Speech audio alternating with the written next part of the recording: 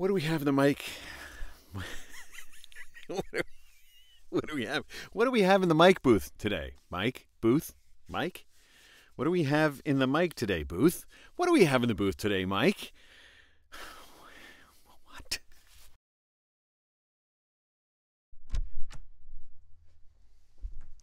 What's happening, boot junkies? Mike Delgadio here, back with another video on home studio setup for voiceover.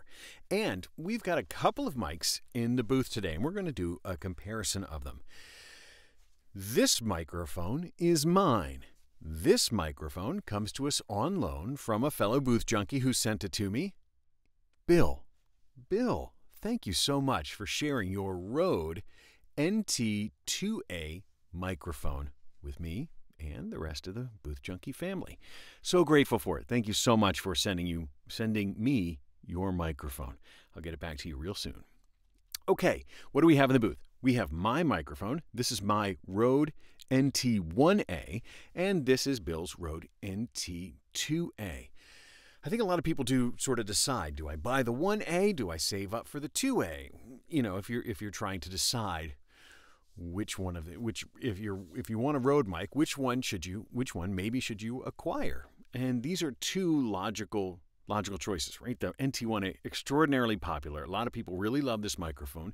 And this one costs a little bit more, has a little bit, some additional features. Is it worth it?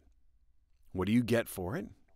Does it work better? Does it sound better? Is it more applicable to your situation? Well, let's do a comparison. We'll talk about the features and we'll see if it's the right one for you.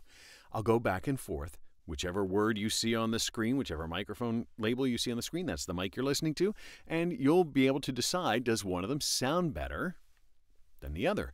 Do they sound different? I think, in my testing, they do sound a little bit different, and they both have their pros and cons, and you'll be able to decide whether or not either of these is right for you. Okay, so let's start with this one, the more basic model, the Rode NT1a. It is a cardioid pattern condenser microphone. Condenser microphones, for our purposes, that means it requires phantom power. You have to have a power source coming from an interface, a mixing board, something that's going to provide phantom power to this microphone. It requires some amount of electricity to work. This one is a cardioid pattern, which means it is sensitive from the front and insensitive from the back. There's sort of a line halfway. In this room, it's everything in front of the mic, on the talking side of the mic, it's sensitive. On the non-talking side of the mic, it is insensitive. And Rode very helpfully puts a silver dot on their microphone that says which one's the sensitive side. And so I'm on the talking side of the microphone. It is insensitive from this side. And as you go around to the back of the microphone, you'd see, wow, you can't hear it nearly as well. It doesn't sound nearly as good. It doesn't go away completely. It doesn't just disappear, but it is far less sensitive from the back. Now, that's the only pattern the NT1a has. It's just a cardioid microphone. That's not unusual. That's not a slight to the microphone. There's many microphones out there that are just a single pattern microphones. Some of my favorite microphones in the whole world. My CAD e100s is a super cardioid pattern, and it's the only thing it does. It just does it really well. And for a voice actor, 99% of the time, my microphone's in cardioid. It's very rare that I would use another pattern, especially in a little booth like this. So, cardioid it is. That's great. The NT2a, on the other hand, is a multi-pattern microphone. Not only is it a cardioid pattern, but it is also an omnidirectional microphone. So if I'm standing here, or here, or here, or here, anywhere around this microphone, it's going to hear me equally well. So if you're putting it in the middle of a group, if you're trying to use it outside, if you're trying to use it in some other situation other than in a vocal booth, you may use omnidirectional. There's also a third pattern that this one has, and that is the figure 8 pattern. So that means it's got a very focused sensitivity from the front, a very focused sensitivity from the back, and it's practically deaf from the sides. Very insensitive from the sides. And that has some uses, especially when paired up with a second microphone that's in the cardioid pattern. You can create a stereo image using something called mid-side processing, sort of beyond the scope of this. But you can pair this up with another microphone and create a stereo image, not just in like an XY pattern, but also in the mid-side pattern. That's why the figure 8 is handy. Interestingly, it's just those three. It doesn't have the in-between ones. So there's also like a wide cardioid, and there's the super and hyper cardioid. It doesn't have those. It just goes from omni, cardioid, figure 8. Now, this microphone also has 2 additional switches on the front that the NT1a does not have. It also has a switch for a high-pass filter. A high-pass filter means that frequencies below a certain level are cut, and everything above that level passes through. High pass, so above a certain point. And typically, these switches are very commonly found on microphones. This one has an 80 hertz high-pass filter, which means at 80 hertz, everything below it starts to get attenuated. So as you go down lower than 80, the farther down you go, the more it's attenuated. And it also has a 40 hertz high-pass filter. So if you have rumble, if you've got trucks going by, if you're trying to counteract the proximity effect, that the tendency that as you get closer to a microphone, it tends to get bassier, you can offset that a bit by engaging that switch at either 80 hertz or 40 hertz. 40 hertz for me, of the microphones that we've tested on this channel, a 40 hertz high pass filter, that's pretty rare, because that's getting into like just pretty much cutting off just sub bass information and leaving actually a lot of bass. So that would really get rid of a lot of real low rumble, which can be helpful. Many times we see 80 hertz filters. We've seen 100 hertz filter, 120 hertz filters, where the high pass filters are up there. I haven't seen one this low. It's actually a nice feature, especially if you do have to deal with trucks or rumble that goes by. That's really cool. Another switch that's on the front of this is a pad switch. Voice actors, we really don't use, my experience, we don't use the pad switch all of that often. But what it does is it attenuates the sensitivity of the mic. It makes it so that when you engage that switch, everything gets quieter. And that's really for when you're miking super loud sources that might overload the circuitry inside the microphone. You can make it less sensitive by either 5 dB or 10 dB. You can take that. You can make it less sensitive, which allows you to get it closer to a louder source without overloading and clipping the mic. Some microphones have that switch, some don't. The Rode NT1a does not have that switch, but it's just a manufacturer's choice. They can put it in or they cannot put it in. Those are the buttons and switches. They both come with shock mounts. They both come with integrated pop filters. I don't have them I don't have them in the booth with me, but they do have it as part of the shock mount. You can put a pop filter right in front of it. I don't do it because it gets in the way of the camera. Sound. What I think is probably the most important aspect of this microphone. If you've seen my videos before, you know that the Rode NT1a doesn't get a ton of love from me. I don't think that it suits my voice particularly well. It is a very bright, presence-boosted mic.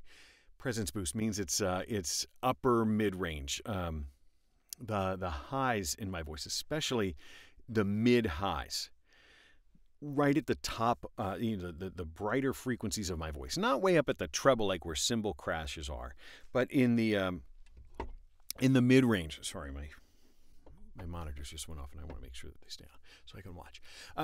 But the upper mid-range, I find it is too presence boosted. And people ask me to listen to their microphone, to their Rode microphone, especially their NT1a.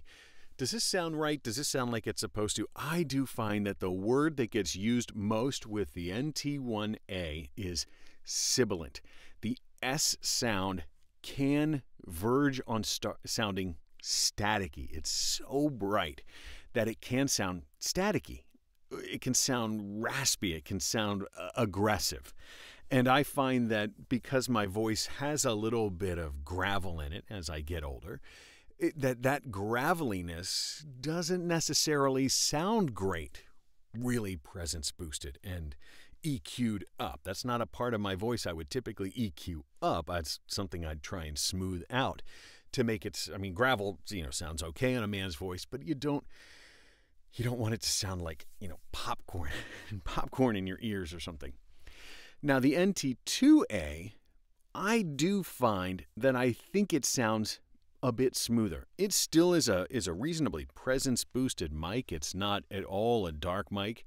I think the Rode sound signature is a fairly presence-boosted mic, at least in these cardios. I got an NT1, the NT1a, and now the NT2a. They all are reasonably presence-boosted, but I do find that my experience so far is that the NT2a is smoother. It doesn't bring out that graveliness, that bright edge to my voice quite so much, and I find it more pleasant to listen to. I do find that this one is a bit smoother. Now, for that, you're going to end up paying. The NT1a, $229. So you got to like the way it sounds. So if you have a higher voice, that presence boost, this may not be the most flattering. The NT1a may not be the most flattering microphone for you. Now, let's compare that to the price for the NT2a. The NT2a, definitely more expensive. $400? $399-ish? So this is definitely a lot more expensive. Now, hopefully that means they've got better componentry inside. Hopefully that means they've EQ'd it a little bit more carefully.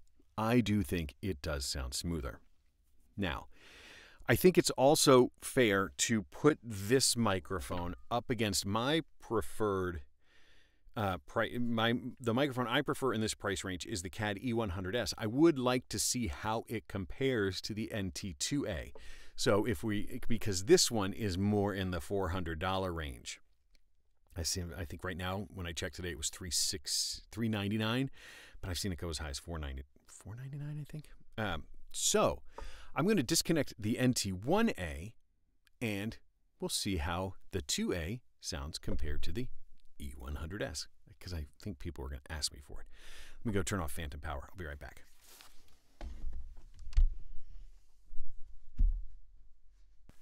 Check, check, check, check. Okay, so I now have in here, let's just check the levels here. So now I have in the booth, I've got two different microphones. Now, the very first thing I notice is these microphones are not going to sound alike at all. The NT1a and the 2a are going to sound a lot more alike than the 2a and the e100s. How do I know that? Well, when I had the 1a and the 2a in the booth, they really sounded like one mic. There was they were very close sounding. In my ears right now, I can hear all sorts of phase cancellation. I hear all sorts of weird things in my headphones. They're not going to sound, I don't think they're going to sound alike. Now, you can decide which one you think would sound better. A quick overview of the e100s if you don't know it. This is a super cardioid microphone. So right now, this one's the 2A is in the cardioid pattern, which means it's sensitive from the front. The super cardioid pattern means it's a little bit narrower. It's a little bit less sensitive from the side. It's just the way they made it. This one does have a high-pass filter, I think at 80 hertz. This one does have a 10 dB pad. None of that's engaged on either of these microphones. But now we'll be able to see just a sound comparison between two $400 microphones. So we heard the $229 microphone. I love my E100s. I love this microphone. It's been very good to me. I really like the way I sound on it. I feel like it is a nice, smooth mic. It does take that gravel out of my voice. It doesn't, it smooths it out. It doesn't take it out. I mean, it doesn't change the way my voice sounds too much, but it does make it sound smoother. Now, how does it sound compared to the 2A? Which sound do you like better? You can say, I like the way the 2A sounds better, or I like the way the E1, what do you find appealing? Especially if you're going to be listening to yourself, which one do you think sounds most appealing? So far, in my experience, the E100s has been a mic that I find suits my voice very well. I'm interested to see if the 2A, I'm doing this right along with you guys. I've never heard, I've never put these two side by side, but I do think, based on what I can tell on my headphones, they are gonna sound different. So, what else is there to say about these microphones? We went over the price, we went over the pattern, we went over the features, we didn't really go into the proximity effect. The proximity effect, as I get closer to the microphone, it gets bassier. So why don't we do that with the switches? So as I get closer, and it should sound a little bit bassier as I come in close to it. So the first thing I'll do is I'll engage the 40 hertz pad, and now it shouldn't be too much of a change, but maybe if there's some real sub-bass information, that might come out. But the 40 hertz, that would really just get rid of the lowest bass in my voice or in the environment, if there's any rumble or anything like that. And now I'll get up close to the mic, and I'm going to switch it to the 80 hertz. And you should hear that it sounds different. It should get less bassy. Why do we want that? Do we want that? Well, sometimes we might, and I'll tell you why. There's a tendency that as you get closer to a microphone, it gets bassier. It's called the proximity effect. Many, many microphones do it. You actually have to sort of try to offset that, especially if you're in the cardioid pattern. However, it also means that the EQ of your voice sounds different as you get closer or far away. You get bassier. And so if you don't want that extra bassiness, you just want to sound louder or closer, but you don't want to sound bassier, maybe, then you would engage that switch. You might keep it always engaged so that 80 hertz is just never there. It's something that you could do. Many, many microphones have it. And especially if you're miking with an instrument, the closer you get that instrument, you don't want it to sound bassier. You don't want to sound like the bassy version of that instrument. You want to sound like the instrument. So you don't want to sound like the bassy version of your voice or the guitar or the trumpet or whatever it is. You want to sound like that. So if you take away that below 80 hertz or below 40 hertz, there isn't a ton of information typically down there. It's just bass. So you may consider taking it out. I hope that helps. I hope it does. I hope you've enjoyed listening to it as much as I have enjoyed talking into it. I hope. Anyway, that's all I have for you today. I hope that helps. Now, get yourself a mic, maybe a multi-pattern with multi-high-pass filters and or maybe just a plain old everyday mic that doesn't do anything except record your voice. But anyway, get yourself a microphone, get in your booth, and record something amazing. Thanks. We'll talk to you next time.